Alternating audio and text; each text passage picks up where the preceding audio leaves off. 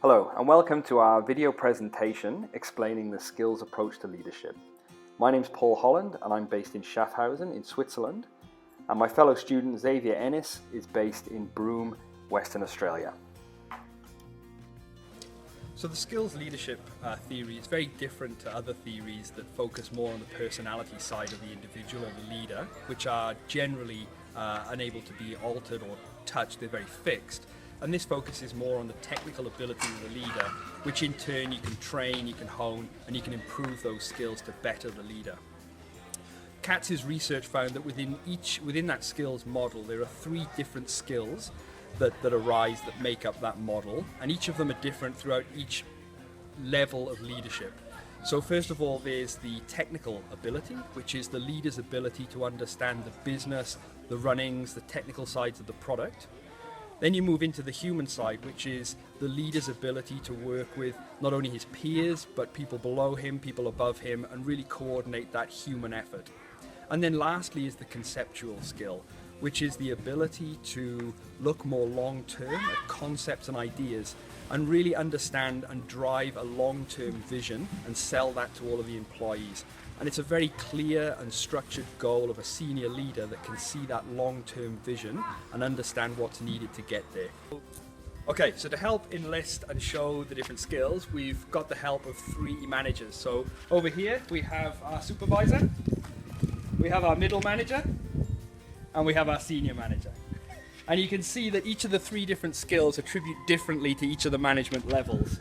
So at supervisory level, technical and human are the key aspects or the key skills, and less so on the conceptual side.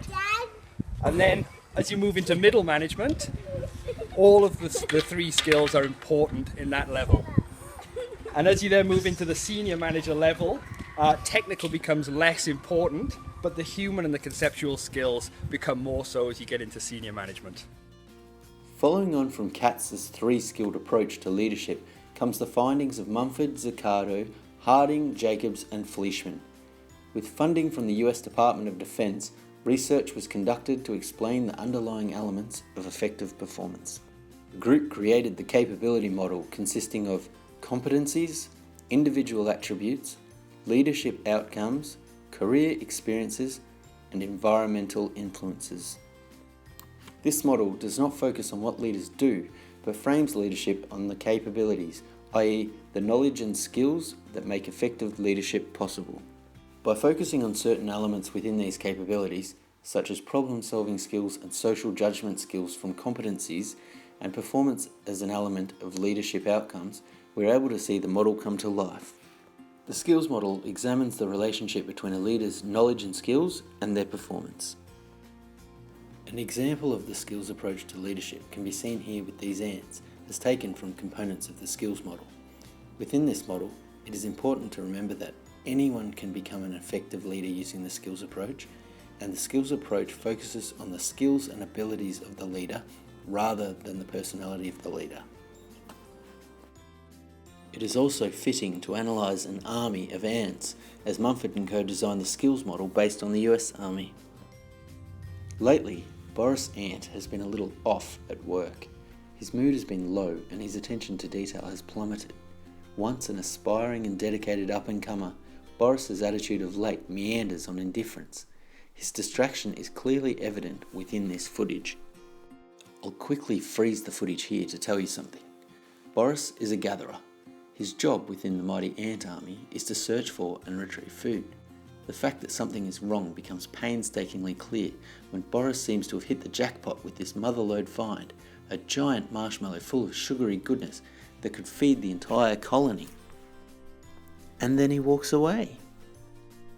Arthur Ant notices that Boris is struggling. Arthur utilises his social judgment skills to pick up on Boris's change in work ethic, and he acts decisively. He thinks about approaching Boris with a few stern words, but then decides instead to leave him alone. Arthur realises there is a giant pink marshmallow full of sugary goodness that could feed the entire ant colony. Reinforcements are urgently needed to recover the treasure. Arthur quickly informs his immediate supervisor about the find, and messages are sent up the chain of command. "Quick, miss, there's a giant pink marshmallow full of delicious sugary goodness that could feed the entire ant colony. We must break it down piece by piece and carry it down below to lay before our queen. Oh my God, Roger!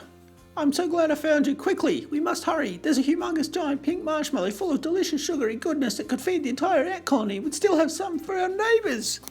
Within seconds, reinforcements arrive. The message is crucially delivered as a result of Arthur's social judgment skills. These competencies, as defined within Mumford & Co.'s skills model, highlight the various skills and abilities necessary for effective leadership. In this situation, Arthur uses his people skills, empathy, social intelligence, awareness and understanding of others, flexibility and strong communication skills to resolve the situation. Boris had been distracted and despondent at work. Arthur was unaware that Boris is actually suffering a personal crisis that has been affecting his performance at work. Boris suspects that his wife, Brittany Ant, is having an affair with her tennis coach, Terence the Mustache Ant. Brittany has been taking tennis lessons thrice weekly for 6 years now and has not improved her game.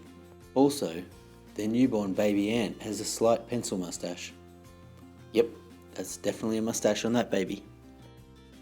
Boris has been absent-minded of late, and his concentration on the task at hand has been low, which ultimately threatens the success of the entire ant army.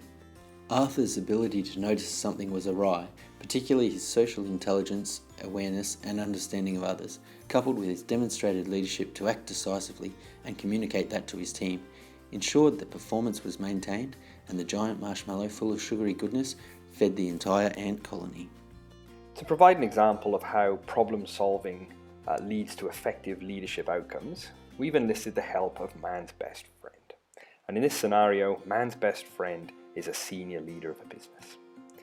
In the scenario, the bridge, which represents the strategic direction set by the executive leadership, the senior manager, the dog, his task for that strategy is to transport a stick from one side of the bridge to another.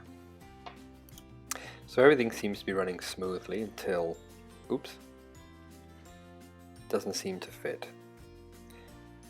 Now she has a problem. So how does she execute? She has another go at it. Yeah, something's not right here.